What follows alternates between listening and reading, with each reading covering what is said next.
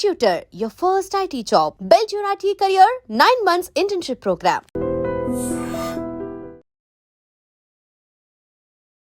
నమస్తే, welcome to I dream social spotlight with కవిత.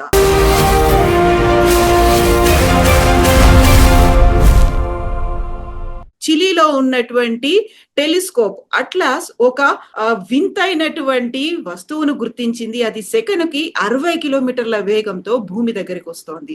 రేపు అంటే అక్టోబర్ 29న సూర్యుడి దగ్గరికి వెళ్తుంది. డిసెంబర్ 19న భూమికి అత్యంత సమీపంలో వస్తోంది అనేటువంటి సమాచారాన్ని సైంటిస్టులు అయితే చెప్తున్నారు. యాక్చువల్ గా అది తోకచుక్క లేకపోతే ఏలియన్స్, గ్రహాంతర వాసులు ఉపయోగిస్తున్నటువంటి స్పేస్ క్రాఫ్ట్. బోల్డ్ అన్ని వాదనలు అయితే వినిపిస్తున్నాయి. రేపేం జరగబోతోంది? డిసెంబర్ 19న భూమి దగ్గరకు వస్తే ప్రమాదం ఏమైనా చోటు చేసుకుంటుందా? మనతో పాటుగా ఉన్నారు ఫిజిక్స్ ప్రొఫెసర్ డాక్టర్ మనోహర్ గారు. మనోహర్ గారు, నమస్కారం అండి. నమస్తే మేడం. సో ఇప్పుడు వినిపిస్తున్నవన్నీ, ఒక అట్లాస్ అనేటువంటి ఒక టెలిస్కోప్ ఐడెంటిఫై చేసింది. అది జూలైలోనే ఐడెంటిఫై చేసింది. దానికి ఒక పేరు పెట్టుకున్నారు, 3 అట్లాస్ అనేటువంటి ఒక పేరు పెట్టుకున్నారు. హార్వర్డ్ యూనివర్సిటీ వాళ్ళైతే చెప్తున్నారు, అది ఒక డాక్టర్ లోబ్ చెప్తున్న దాన్ని బట్టి చూస్తే అది గ్రహాంతర వాసులు యూజ్ చేస్తున్నటువంటి, అంటే ఏలియన్స్ యూజ్ చేసేటువంటి స్పేస్ క్రాఫ్ట్ కావచ్చు అనేది. కొంతమంది తోకచుక్క అంటున్నారు, కొంతమంది భూమి వినాశనం అవుతుందేమో అంటున్నారు. మీరు దీన్ని ఎలా చూస్తున్నారండి? Okay madam, thank you. అది యాక్చువల్గా తోకచుక్కే మేడం. మనకు జనరల్ గా హేలీ తోకచుక్క చాలా మందికి సుపరిచితం. తర్వాత షూమేకర్ లివి అని చెప్పి మన గతంలో చాలా మందికి పాపులర్ గా తెలిసినటువంటి పేర్లు, తోకచుక్కల పేర్లు. అవును, ఇది కూడా తోకచుక్కే. దీంట్లో ఉన్నటువంటి యొక్క ప్రత్యేకత ఏంటంటే, స్టార్టింగ్ లో విషయం చెప్పారు 3I అని చెప్పి. ఐ అనేటటువంటి లెటర్ మనకి ఇంటర్స్టెల్లార్ అనేటటువంటి పదానికి సూచిక మేడం. ఏంటంటే స్టెల్లార్ అంటే ఆ పదం స్టార్స్ కి సంబంధించి ఉంటుంది అనమాట. స్టెల్లార్ అంటే related to stars. Inter stellar అంటే మనం ఇంటర్నేషనల్ అంటాం మేడం. ఒక నేషన్ కి ఇంకొక నేషన్ రిలేషన్ లో ఉన్నది ఇంటర్నేషనల్ ఎట్లా అంటామో, మన నక్షత్ర మండలానికి ఇంకొక నక్షత్ర మండలానికి ఉన్నటువంటి సంబంధాన్ని ఇంటర్ స్టెల్లార్ అంటాం. అంటే ప్రస్తుతం మనం సోలార్ సిస్టమ్ లో ఉన్నాం. మన గ్రహాలు కానీ మన భూమి కానీ ఇవన్నీ కూడా సూర్యుడితో లింక్ అయి ఉన్నాయి. ఇవి జనరల్ గా హేలీ తోకచుక్క కానీ ఇవన్నీ కూడా సూర్యుని చుట్టూ తిరిగేటటువంటి తోకచుక్క. అది 76 సంవత్సరాలకు ఒకసారి వస్తుంది మేడం, అది హేలీ తోకచుక్క అనేటటువంటిది. కానీ ఇక్కడ ఈ అట్లాస్ అనేటటువంటిది ఏంటంటే, యాక్చువల్గా ఇది asteroid terrestrial impact last alert system అనమాట. దాని ఎక్స్పాన్షన్ చిలీలో ఎస్టాబ్లిష్ చేశారు ఈ టెలిస్కోప్.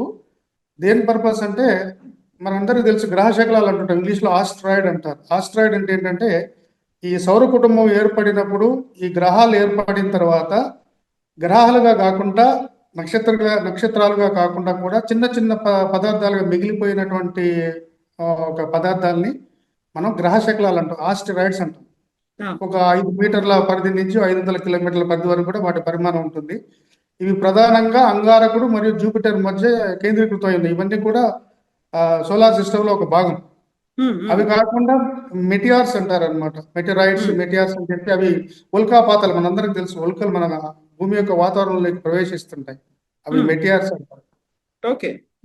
గ్రహాలు కాకుండా మిగిలిపోయిన గ్రహ శకలాలను ఆస్ట్రాయిడ్స్ అంటారు. మూడవ తరగతి చెందినటువంటి పదార్థం ఏంటి విశ్వంలో ఉందంటే అది తోకచుక్క. తోకచుక్క అనే పేరు ఎందుకు వచ్చిందంటే, దాంట్లో కూడా మనకు దుమ్ము ధూళి తర్వాత ఘనీభవించినటువంటి గ్యాసెస్ ఉంటాయన్నమాట. నీరు కానీ, కార్బన్ డైఆక్సైడ్ కానీ, కార్బన్ మొనాక్సైడ్ కానీ, అమ్మోనియా, ఇలాంటి గ్యాసెస్ అన్ని కూడా ఘనీభవించి ఉంటాయి. అంటే సాలిడ్ ఫామ్ లో ఉంటాయి అన్నమాట. ఫ్రోజన్ గ్యాసెస్ అంటాం మనం. ఎప్పుడైతే ఈ ఈ యొక్క స్పేస్ ఎంటిటీ అంటాం, అది సూర్యునికి సమీపంలోకి వెళ్ళినప్పుడు ఏమవుతుందంటే, దాంట్లో గ్యాసెస్ ఎవాపరేట్ అవుతాయి అనమాట. ఐస్ అనేటటువంటిది యాక్చువల్గా మనకు తెలుసు, మంచు నీరుగా మారి నీరు ఆవిరిగా మారాలి. కానీ ఇక్కడ ఏమైతే మంచు నేరుగా ఆవిరిగా మారిపోతుంది. అదేవిధంగా తోకచుక్కలో ఉన్నటువంటి వాయువులన్నీ కూడా అయోనైజేషన్ గురవుతాయి. అయోనైజేషన్ అంటే ప్లస్ మరియు మైనస్ అయాన్స్ గా విడిపోవడం వల్ల అవన్నీ కూడా ఇది ప్రయాణించే దిశకు వ్యతిరేక దిశలో నెట్టివేయబడతాయి సూర్యుని యొక్క రేడియేషన్ కారణంగా. అది ఒక తోక రూపంలో వస్తుంది కాబట్టి దాన్ని తోకచుక్క అనేటటువంటి పేరు రావడం జరిగింది. ఇక్కడ ఇది 3 అనేటటువంటి దాని గురించి మనం చెప్పుకోవాలి. 3I అని చెప్పారు మీరు. ఇది అంటే మన సోలార్ సిస్టమ్ లో సంబంధం లేకుండా వేరే నక్షత్ర మండలం నుంచి మన సూర్యుని సమీపంలో, తర్వాత మన భూమికి సమీపంలో వచ్చేటటువంటిది మూడవ ఆబ్జెక్ట్ అనమాట. ఓకే. ఉమ్, 2017లో ఔముగామో అని ఒకటి, తర్వాత బోరిసోవ్ అని 2019లో కనిపెట్టారు. 3i అట్లాస్ అనేటువంటిది ఇప్పుడు 2025 జూలై 1st మనకు కనిపెట్టడం జరిగింది. అంటే 3i అనేది దేనికి స్టాండ్స్ అవుతుందంటే మూడవ ఇంటర్స్టెల్లార్ ఆబ్జెక్ట్, తర్వాత ఐ అనేది ఇంటర్స్టెల్లార్ కిందకి వస్తుంది కాబట్టి అట్లాస్ 3i అని చెప్పి దీనికి నామకరణం చేశారు. ఓకే. అంటే ఎట్లా ఎట్లా చెప్పగలుగుతారని అంటే అది కామన్ ఫిజిక్స్ మేడం. ఏంటంటే మనకి సూర్యుని చుట్టూ తిరగాలంటే మనకి ఎలిప్టికల్ ఆర్బిట్ లో తిరుగుతుంటాయి గ్రహాలు కానీ ఉపగ్రహాలు కానీ ఇవన్నీ ఆస్ట్రాయిడ్స్ అన్ని. కానీ సైంటిస్టులు పరిశోధించి కనిపెట్టినటువంటి విషయం ఏంటంటే దీని యొక్క పాత్ అనేటటువంటి హైపర్బోలిక్ పాత్ అంటారు అనమాట. ఉమ్, ఒకవేళ మన సౌర కుటుంబానికి సంబంధించిన వస్తువు అయి ఉంటే సూర్యుని చుట్టూ ఎలిప్టికల్ ఆర్బిట్ లో లేదా సర్క్యులర్ ఆర్బిట్ లో తిరిగి ఉండాల్సి ఉంటుంది. కానీ దీని యొక్క పాత్ హైపర్బోలిక్ అంటాం. 3 రకాల పాత్స్ ఉంటాయి మనకి జామెట్రీలో. ఓకే.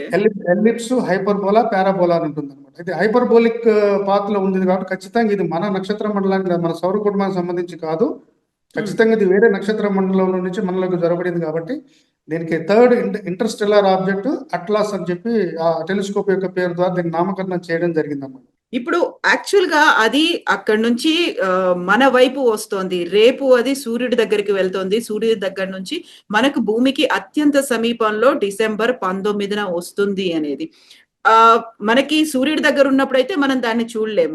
ఆ తర్వాత అక్కడి నుంచి ప్రయాణించి మన వైపు వస్తుంది అనుకున్నప్పుడు దాని వేగాన్ని, దిశని ఖచ్చితంగా అంచనా వేయొచ్చు అంటారు. యాక్చువల్గా అది తోకచుక్కేనా? లేదు అంటే ఇప్పుడు హార్వర్డ్ యూనివర్సిటీ ప్రొఫెసర్స్ దాన్ని ఎందుకు ఏలియన్స్ ప్రయాణించేటువంటి స్పేస్ క్రాఫ్ట్ గా ఎందుకు అభివర్ణిస్తున్నారు? మనం ఇంతకుముందు ఎపిసోడ్ లో కూడా చెప్పుకున్నాం, మన క్యూరియాసిటీకి ఎక్కువ ప్రాధాన్యత ఇస్తుంటాం మనం, కామన్ మ్యాన్ అందరికి తెలిసిందే. ప్రతిసారి కూడా మన స్టీఫెన్ హాకింగ్ కూడా విరుద్ధమైనటువంటి అభిప్రాయాలు వెలబుచ్చడం జరిగింది. గొప్ప శాస్త్రవేత్త, మనకు తెలుసు, భౌతిక శాస్త్రవేత్త స్టీఫెన్ హాకింగ్. ఒకసారి ఏలియన్స్ ఉన్నాయని చెప్పి, ఒకసారి ఏలియన్స్ లేవు, తర్వాత లైఫ్ గురించి ఒక విరుద్ధమైనటువంటి అభిప్రాయాలు తెలియజేయడం జరిగింది. ప్రస్తుతం ఉన్నటువంటి మన పరిజ్ఞానం ప్రకారం ఏలియన్స్ యొక్క ఉనికిని మాత్రం మనం కనిపెట్టే పరిస్థితి ప్రస్తుతం లేరు అని చెప్పి కొట్టిపారేయడానికి లేదు. ఇది ఖచ్చితంగా ఇంటర్స్టెల్లార్ దాని కిందకే వస్తుంది అనమాట. మనకి వేరే నక్షత్ర మండలం నుంచి మన నక్షత్ర మండలంలోకి చొచ్చుకొచ్చినటువంటి ఆబ్జెక్ట్ మాత్రం తప్ప గ్రహాంతర వాసులు ప్రయోగించేటటువంటి అవకాశం ఎలాంటి ఏ కోసమైనా లేదు మేడం. అది రెండవది ఏంటంటే మీరు చెప్పారు, అది వేగాన్ని, దిశని మనం కనిపెట్టచ్చు. కానీ అది శాస్త్రవేత్తలు చెప్పే దాని ప్రకారం మనకు అది నేకెడ్ ఐకి విజిబుల్ కాదు. పవర్ఫుల్ టెలిస్కోప్స్ మాత్రమే మనం గమనించగలుగుతాం. మీరు చెప్పినట్టుగా డిసెంబర్ 19వ తేదీ రోజు మనకు భూమికి దగ్గరగా వస్తుంది.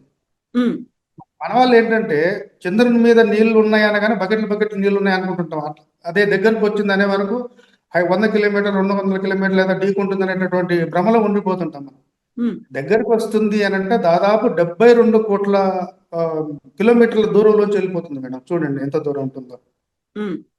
72 కోట్ల కిలోమీటర్ల దూరం నుంచి వెళ్ళిపోతుంది మన భూమి. కాబట్టి దాన్ని బట్టి మనకు అర్థం అవుతుంది ఎలాంటి ప్రమాదం లేదు మన భూమికి అని మనం తెలుసుకోవచ్చు. ఎందుకనంటే ఈ సౌరమండలం, ఈ విశ్వం ఏర్పడిన తర్వాత దాంట్లో ఈ సౌరమండలం ఏర్పడినప్పటి నుంచి కూడా ఈ మనం అనుకున్నటువంటి నవగ్రహాలు అనుకున్న ప్లూటోని తీసేస్తే 8 గ్రహాలే, దాంట్లో భూమికి మాత్రమే సురక్షితమైనటువంటి స్థానం ఉందన్నమాట. ఇది జీవం ఏర్పడడానికి కానీ కొన్ని కోట్ల సంవత్సరాల నుండి ఈ భూమికి సమీపంగా ఎన్నో గ్రహశకలాలు, తోకచుక్కలు ఎన్నో వచ్చి వెళ్ళుంటాయి. కానీ దీనికి ఎలాంటి ప్రమాదం జరగలేదు. కాబట్టి గతంలో మనం మాట్లాడుకున్నట్టుగా ఇంకా సగం వయసు ఉంది భూమికి. స్టిల్ ఇంకా హాఫ్ ఏజ్ ఉంది. కాబట్టి హాఫ్ ఏజ్ వరకు కూడా ఈ భూమికి ఎలాంటి ప్రమాదం జరిగేటటువంటి అవకాశం ఉండదు. ఎందుకంటే కొన్ని కోట్ల సంవత్సరాల నుండి కూడా ఎన్నో విశ్వంలో జరిగేటటువంటి వైపరీత్యాలను తట్టుకునేది ఉంటుంది. కాబట్టి మానవుడు తన స్వయంగా తను చేసేటటువంటి విధ్వంసం, వినాశనాల వల్ల ధ్వంసం అయిపోతుందో కానీ ప్రకృతి పరంగా మాత్రం భూమికి ఉన్నటువంటి ఒక అద్భుతం, తర్వాత సౌకర్యం ఏంటంటే ఇలాంటివి మనం వస్తుంటాయి పోతుంటాయి. కానీ ఒకవేళ ఫ్యూచర్లో కనుక ఏదైనా గ్రహశకలం మన భూమిని ఢీకొనేటువంటి అవకాశం ఉంది అనే పరిస్థితి వచ్చినా కూడా మన శాస్త్రజ్ఞులు అద్భుతంగా కొన్ని ఆటం బాంబులను సిద్ధం చేసి అది భూమిని తగలక ముందే దాన్ని విశ్వంలోనే పేల్చేటటువంటి ఏర్పాట్లు కూడా చేసేటటువంటి అవకాశాలు ఉన్నాయి మేడం. అయితే ఇక్కడే మన శాస్త్రజ్ఞుల గురించి మనం మాట్లాడుకుంటున్నప్పుడే హార్వర్డ్ యూనివర్సిటీకి చెందినటువంటి కొంతమంది సైంటిస్టులు, ప్రొఫెసర్సే చెప్తున్నది మాట అది ఏలియన్స్ ప్రయాణించేది కావచ్చు. అంటే పరస్పర విరుద్ధంగా కనిపిస్తున్నాయి. కొంతమంది తోకచుక్క అంటారు, కాదు కొంతమంది యూనివర్సిటీ ప్రొఫెసర్లు, సైంటిస్టులు చెప్పేది కాదు ఏలియన్స్ ఉన్నారు, వాళ్ళు ప్రయాణించేటువంటి స్పేస్ షిప్ అనేది. దీన్ని ఎట్లా చూడొచ్చు అంటారు? ఎందుకని ఒకే సైన్స్ రెండు భిన్నమైనటువంటి అభిప్రాయాలు. అసలు ఇప్పుడు ఏంటంటే నీళ్లు శంఖంలో పోస్తే తీర్థం అవుతున్నట్టుగా ఒక సైంటిస్ట్ చెప్తే అది సైంటిఫిక్ ఫ్యాక్ట్ అవుతుంది. కాబట్టి అక్కడ సైంటిస్ట్ అనేటటువంటిది మనం ప్రధానంగా తీసుకొని అదే నమ్మడానికి లేదు. ఎందుకనంటే ఒక సైంటిస్ట్ కానీ ఒక ప్రొఫెసర్ కానీ ఒక బయాస్డ్ ఒపీనియన్స్ ఉంటాయి వాళ్ళకి.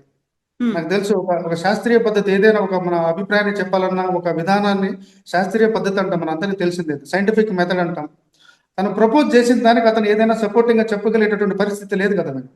ఉమ్, జస్ట్ దాని ప్రిడిక్షన్ మాత్రం హైపోథెటికల్ స్టేట్మెంట్ ఇచ్చుంటాడు ఆ శాస్త్రవేత్త గారు, అంతే తప్ప దాన్ని మనం నిరూపించడానికి యాజ్ ఆఫ్ నౌ ఉన్నటువంటి state of the art technology ప్రకారం మాత్రం మా ఏలియన్స్ ఉనికిని మనం కనిపెట్టేటటువంటి పరిస్థితి అయితే లేదు. వాళ్ళు మనం ఫ్లయింగ్ సాసర్స్ అని చెప్పి యూఎఫ్ఓలు అని చెప్పి గతంలో కూడా చెప్పుకున్నాం. అవును. అంటే ఒక రకమైనటువంటి క్యూరియాసిటీ క్రియేట్ చేసుకునేటటువంటి మెంటాలిటీ మన మానవాళిలో ఉంటుంది. ఆ సైంటిస్ట్ కావచ్చు, లే మ్యాన్ కావచ్చు, ఇంకెవరైనా కావచ్చు. కాబట్టి దానికి ప్రాధాన్యత ఎందుకు సమకూరిందంటే ఒక హార్వర్డ్ యూనివర్సిటీ, పెద్ద హార్వర్డ్ యూనివర్సిటీ తర్వాత అతను ఒక శాస్త్రవేత్త కాబట్టి దానికి ప్రాధాన్యత సంభవించింది. మనకు కూడా నేషనల్ సైన్స్ ఫోరంలలో కూడా తెలుసుకోమని చాలా మంది మన విమానాల గురించి సైంటిస్టులు చెప్పారు. పూర్వం మన పూర్వీకులు విమానాలు కనిపెట్టారు, విమానం యొక్క టెక్నాలజీ ఆ నాలెడ్జ్ మనకి ఎప్పుడో ఉందని చెప్పి మన శాస్త్రవేత్తలు, భారతీయ శాస్త్రవేత్తలు చెప్తే వాళ్ళని కొట్టిపారేశారు చాలా మంది. కాబట్టి హైపోథెటికల్ స్టేట్మెంట్ అనేటటువంటిది వాళ్ళ వ్యక్తిగతం అయి ఉంటుంది. కాబట్టి మన దానికి ప్రాధాన్యత ఇవ్వకుండా ఒక సైంటిఫిక్ గా ఉన్నటువంటి మెజారిటీ ప్రాబబిలిటీ ఏంటంటే it is absolutely Interstellar object which is out of the solar system అని మనం చెప్పుకోవచ్చు. సో ఫస్ట్ సూర్యుడి దగ్గరికి వెళ్తోంది 3i అట్లాస్, ఆ తర్వాత మన దగ్గరికి వస్తుంది. మధ్యలో గ్యాప్ ఆల్మోస్ట్ ఒక 20 days అనేది అయితే కనిపిస్తోంది కదా. ఏం జరుగుతుందంటారు సూర్యుడి దగ్గరికి వెళ్ళిన తర్వాత మన భూమి దగ్గరికి వచ్చే ఆ మధ్యలో 20 days లో ఆ వేగం కావచ్చు, డైరెక్షన్స్ కావచ్చు ఎలా ఉంటాయి, ఏది నిర్దేశిస్తుంది అసలు? ఆల్రెడీ ట్రాజెక్టరీ ఇంతకుముందు మీకు చెప్పాను, బూమరాంగ్ షేప్ లో ఉంటుంది, హైపర్బోలిక్ పాత్ అని చెప్తాం మనం. జామెట్రికల్ ఫిగర్ హైపర్బోలిక్ పాత్ లో ఉంటుంది కాబట్టి క్రమంగా తన దిశను మార్చుకుంటూ సూర్యుని దగ్గరికి వెళ్ళి ఎగ్జాక్ట్ గా వి షేప్ లో మళ్ళీ తిరిగి పోతుంది. సూర్యుని దగ్గరికి కూడా ఎగ్జాక్ట్ గా మరీ దగ్గరగా వెళ్లకుండా అంగారకుని యొక్క ఆర్బిట్ వరకే వెళ్తుంది, within the orbit of the Mars అని చెప్తాం మేడం. ఈ మార్స్ సూర్యుని చుట్టూ తిరిగేటటువంటి ఆర్బిట్ లోపలికి వెళ్ళి మళ్ళీ పాత్ చేంజ్ చేసుకుంటుంది, వి షేప్ లో మళ్ళీ రిటర్న్ అవుతుంది. రిటర్న్ అవుతూ తన యొక్క కాంపోజిషన్, మెటీరియల్ కాంపోజిషన్ చెప్పాను కదా, దుమ్ము, ధూళి కణాలు, ఐసీ, గ్యాసెస్ అన్ని ఉన్నాయి కాబట్టి క్రమంగా అవి మండి ఒక తోకలాగా ఏర్పడి గ్రాడ్యువల్ గా మళ్ళీ ప్రయాణాన్ని తీసుకొని మళ్ళీ విశ్వంలోకి, వేరే నక్షత్ర మండలంలోకి వెళ్ళిపోతుంది. అది అదే సౌర కుటుంబంలో ఉంటుంటే మాత్రం ఒక సైక్లికల్ ఆర్డర్ లో, రిపీటెడ్ ఆర్డర్ లో మనకు తిరుగుతుంటుంది మన సౌర కుటుంబం సంబంధించిన కామెంట్ అయితే. ఇది మళ్ళీ ఎప్పుడు మనకు దర్శనం ఇస్తుంది, ఎప్పుడు ఉంటుందని మాత్రం మనం క్లియర్ గా చెప్పలేదు. సో ఇప్పుడు ఒక భూమికి అత్యంత సమీపంలో మీరు చెప్పినట్టుగా 72 కోట్ల కిలోమీటర్ల దూరంలో ఉన్నప్పటికీ కూడా భూమి దగ్గరికి వచ్చింది అనుకున్నప్పుడు, ఒకవేళ ఇక్కడ నుంచి డైరెక్షన్ చేంజ్ చేసుకోవాలి అంటే ఎటువైపు వెళ్లే అవకాశం ఉందంటారు? మళ్ళీ ఇంకేదైనా గ్రహానికి వెళ్తుందా, లేకుంటే అంతరిక్షంలోకి అలాగా వెళ్ళిపోతుందా? అంతరిక్షంలోకి వెళ్ళిపోతుంది. మనం గతంలో చెప్పుకున్నాం ఈ నక్షత్ర మండళ్ళు కాన్స్టెల్లేషన్స్ అంటాం మేడం ఇంగ్లీష్ లో. కాన్స్టెల్లేషన్స్ అంటే కొన్ని కోట్ల నక్షత్రాల సమూహాన్ని మనం నక్షత్ర మండలం అంటాం. ఆ నక్షత్ర మండలంలో కొన్ని కోట్లు ఉంటాయి. ఒక్కొక్క నక్షత్ర మండలంలో మనకి కోట్ల నక్షత్రాలు ఉంటాయి. ఫర్ ఎగ్జాంపుల్ మనం మిల్కీ వే అంటాం, మనం ఉన్నటువంటి నక్షత్ర పాలపుంత అంటాము. దాంట్లో కొన్ని కోట్ల నక్షత్రాల్లో సూర్యుడు అనేటటువంటిది ఒక నక్షత్రం. కాబట్టి మల్టీ యూనివర్స్ సిస్టమ్ అనేది వెలుగులోకి వచ్చింది. కాబట్టి మనం ఇంతవరకు ఒకటే విషయం ఉందనుకున్నా కానీ ఇలాంటి విషయాలు చాలా ఉన్నాయనేటువంటి ప్రతిపాదన కూడా బలం పుంజుకుంది. కాబట్టి దాని దిశ ఎటు వెళ్తుంది అనేది మనం చెప్పాలి. సో ఇప్పుడు December 19న ఏం జరుగుతుందంటారు? ఎందుకంటే డిఫరెంట్ వెర్షన్స్ అనేవి ఉన్నాయి కాబట్టి అక్కడ ఏం జరిగే అవకాశం ఉంది? దానికోసం అయితే ఇప్పుడు శాస్త్రజ్ఞులు అందరూ ఎదురు చూస్తూ ఉంటారు. మీరు చెప్పినట్టుగా లేటెస్ట్ ఎక్విప్మెంట్, లేటెస్ట్ టెక్నాలజీ ఉన్నటువంటి టెలిస్కోప్లతో వాటితో ఎదురు చూస్తూ ఉంటారు కదా. దాంతో ఫైండింగ్స్ ఏముండే అవకాశం ఉందంటారు? ఆస్ట్రాయిడ్ అయినప్పటికీ కూడా మనం నేర్చుకోవాల్సింది, తెలుసుకోవాల్సింది, అది అందించే సమాచారం ఏదో ఉంటుంది కదా. ఎగ్జాక్ట్లీ ఇది ఒక యూనిక్ ఆబ్జెక్ట్ లాగా, అది యాక్చువల్ కామెట్ కాబట్టి శాస్త్రవేత్తలు దేనికోసం సిద్ధంగా ఉన్నారంటే దాని యొక్క కాంపోజిషన్ ని స్టడీ చేయడానికి సిద్ధంగా ఉన్నారు madam. Typical comet, typical celestial body కాబట్టి దీని యొక్క కాంపోజిషన్ ఎలా ఉంది, దాని యొక్క డైనమిక్స్ ఎలా ఉందని రీసెర్చ్ చేయడానికి సిద్ధంగా ఉన్నారు తప్ప దానివల్ల మనకి ఎలాంటి ప్రమాదం లేదనే విషయాన్ని శాస్త్రవేత్తలు కూడా నిరూపించారు. ఆ కాంపోజిషన్ తెలుసుకోవడం వల్ల అది ప్లానెట్ కానీ, శాటిలైట్ కానీ, ఏదైనా ఆస్ట్రాయిడ్ కానీ, దీనివల్ల మనకు ప్రయోజనాలు ఏముంటుందంటే ఈ విశ్వం ఎలా పుట్టింది, ఎలా అవతరించింది, దీని యొక్క పరిమాణం ఏంటిది అనేది మనం తెలుసుకోవడానికి చాలా అవకాశం ఉంటుంది. కాబట్టి ఒక కాంపోజిషన్ ని రీసెర్చ్ చేయడానికి ప్రధానంగా శాస్త్రవేత్తలు సిద్ధంగా ఉన్నారు దాని మీద. సో మీరు చెప్పినట్టుగా ఆస్ట్రాయిడ్స్ లేకుంటే ఇలాంటి తోకచుక్కలో ఏదో ఒకటి మన వైపు వస్తున్నాయి అన్న వెంటనే ఒక రకమైనటువంటి రూమర్స్ అంటారా, ఒక పానిక్ అంటారా, లేకుంటే ఒక క్యూరియాసిటీ లాంటిది ఏదైనా వస్తుందా, మనకి ఏదైనా జరుగుతుందా, అంతం అవుతుందా, ఇలాంటివన్నీ ఎందుకు వస్తుంటాయి అసలు? అది హ్యూమన్ నేచర్ మేడం. చాలాసార్లు మనం చెప్పుకోను. ఎందుకంటే ఏదో జరుగుతుంది అనేటటువంటి ఒక క్యూరియాసిటీని నింపుకొని ఒక 1-2 రోజులు అలజడి క్రియేట్ చేసుకునేటటువంటి సైకాలజీలో అమెరికన్స్ ఎక్కువ ఉంటారు. శాస్త్రవేత్తలు, సైకాలజిస్టులు చెప్పిన దాన్ని బట్టి చూస్తే మన భారతీయులు గట్టి గుండె గల వాళ్ళు. ఇలాంటి వాటిని ఎక్కువ పట్టించుకోకుండా తమ దైనందిన కార్యక్రమాల్లో నిమగ్నం ఉంటారు. ఎక్కువ పిరికిగా ఆలోచించి ఆందోళనకు గురయ్యేటటువంటి సైకాలజీ మెంటాలిటీ ఉన్నటువంటి జాతి ఉందంటే అది అమెరికన్స్ మాత్రమే. కాబట్టి వాళ్ళు ప్రతిదీ కూడా ఏంటంటే మేము చెప్పిందే వేదం, మేము చెప్పిందే వాళ్ళ విధానం, వాళ్ళ సైకాలజీని మన మీద రుద్దడానికి ప్రయత్నం చేస్తుంటారు. కాబట్టి అది స్టాండర్డ్గా తీసుకోవడానికి అవసరం లేదు. కామన్గా మనం జనరల్గా చూస్తుంటే మనం ఒక యాక్సిడెంట్ అయింది అనగానే ఎంతమంది చనిపోయారు, ఎంతమంది గాయపడ్డారు, వాళ్ళ ఆందోళన ఒక క్రియేట్ చేసుకొని ఒక సైకలాజికల్ స్ట్రెయిన్ రిలీఫ్ గురవుతుంటారు అనమాట. చూడండి, యాక్సిడెంట్ అయిన తర్వాత ఎవరు గాయపడలేదంటే వాళ్ళకి నచ్చదు. కారు, లారీ ఢీ అనగానే స్క్రోలింగ్ చూస్తారు మీ ఛానల్లో, ఎంతమంది చనిపోయారని చెప్పి. ఎవరు చనిపోలేదు, స్వల్ప గాయాలతో బయటపడ్డారంటే వీళ్ళకి నచ్చదు. అంటే ఒక డిస్ట్రక్షన్, తర్వాత అంబిగ్విటీ, ఇలాంటి ఆందోళన చెందేటటువంటి సైకాలజీ హ్యూమన్ నేచర్లో ఉంటుంది. అది కొంతమంది స్టేబుల్గా బ్యాలెన్స్డ్గా ఆలోచించగలుగుతారు. కాబట్టి మనందరం చెప్పుకుంటూ వస్తున్నాం. గతంలో స్కైలాబ్ గురించి మనం చెప్పుకున్నాం 1979లో, తర్వాత యుగాంతం గురించి చెప్పుకున్నాం, మనం డిస్కస్ చేసిన జపాన్ లో జరగబోయేటువంటి అంతం గురించి మాట్లాడుకున్నాం. మనకు క్వైట్ ఎవిడెంట్ కదా మన డిస్కషన్ లో, ప్రశాంతంగా ముగిసిపోయిందంటే ఈ రూమర్ అనేది it gathers false information and spreads through out the world. ఎందుకంటే పని లేని వాళ్ళు చాలా మంది ఉంటారు, వర్కింగ్ కమ్యూనిటీ పీపుల్ చాలా మంది తక్కువ ఉంటారు. ఈ విధంగా రూమర్స్ క్రియేట్ చేసి వాళ్ళ సైకలాజికల్ కాంటెంట్మెంట్ కోసం భయాందోళనకు గురి చేయడం ద్వారా కొంతమంది అదే పని పెట్టుకుంటారు, కొంతమంది వాళ్ళ యొక్క సైకాలజీ ప్రకారం, వాళ్ళ నేచర్ ప్రకారం ఆ విధంగా ప్రవర్తిస్తుంటారు. కాబట్టి ఊరికనే వచ్చి వెళ్ళిందని చెప్తే తప్పగా ఉంటుంది. కాబట్టి వాళ్ళు దాన్ని క్రియేట్ చేస్తారు అనమాట. ఏదో వచ్చేస్తుంది, తోకచుక్క వచ్చేస్తుంది, మన సమీపంగా వస్తుంది అనగానే అతను ఏమనుకుంటాడు మేడం, మన హైదరాబాద్ దగ్గరకు వచ్చేస్తుంది అనుకుంటారు. అది కాదు కదా. నేను చెప్పాను 72 కోట్ల కిలోమీటర్ల దూరం అంటే అది మామూలు విషయం కాదు కదా. కనీసం మన కంటికి కూడా కనిపించినంత దూరం నుంచి ఉంటుంది అన్నమాట. సైజ్ పెద్దనే ఉంటుంది కానీ కంటికి కనిపించినంత దూరం నుంచి వెళ్తుంది. కాబట్టి ఎవరికి ఉపయోగపడుతుంది అంటే ఆ సందర్భం డిసెంబర్ 19, 2025 ఎవరికి ఉపయోగపడుతుంది అంటే ఇది ఒక థర్డ్ ఆబ్జెక్ట్ అని చెప్పుకున్నాం, థర్డ్ ఇంటర్స్టెల్లార్ ఆబ్జెక్ట్. కాబట్టి దీని యొక్క కాంపోజిషన్ ఏ విధంగా ఉంది, తర్వాత దీని డైనమిక్స్ ఏంటిది, దీని పరిణామం ఏంటిది, దీనివల్ల జరిగేటటువంటి ఉత్పాతం ఏంటిది, తర్వాత విశ్వం పుట్టుకకి దీనికి ఏమైనా సంబంధం ఉందా అనేటువంటి స్టడీ చేయడానికి అద్భుతంగా పనిచేయడం కోసం డిసెంబర్ 19 కోసం మన శాస్త్రవేత్తలందరూ కూడా ఎదురు చూస్తుంటారు. Sir, thank you so much Manohar garu. Thank you అండి. నిజంగా ప్రస్తుతం ఉన్నటువంటి సమాజం దేనికి ప్రయారిటీ ఇస్తుంది? ఆర్థిక సంబంధాల చుట్టూ మాత్రమే తిరుగుతుంది. మళ్ళీ ఎన్నికలంగానే చాలా విరక్తి కలుగుతాను. మంచి అనిపిస్తుంది కదా, లేడీస్ కూడా ఛాలెంజింగ్ జాబ్స్ చేసినప్పుడు చాలా బాగుంటది. ఫుడ్ డెలివరీ ఇవ్వటానికి వెళ్ళినటువంటి డెలివరీ బాయ్ అనిల్ పై కళ్ళ ముందు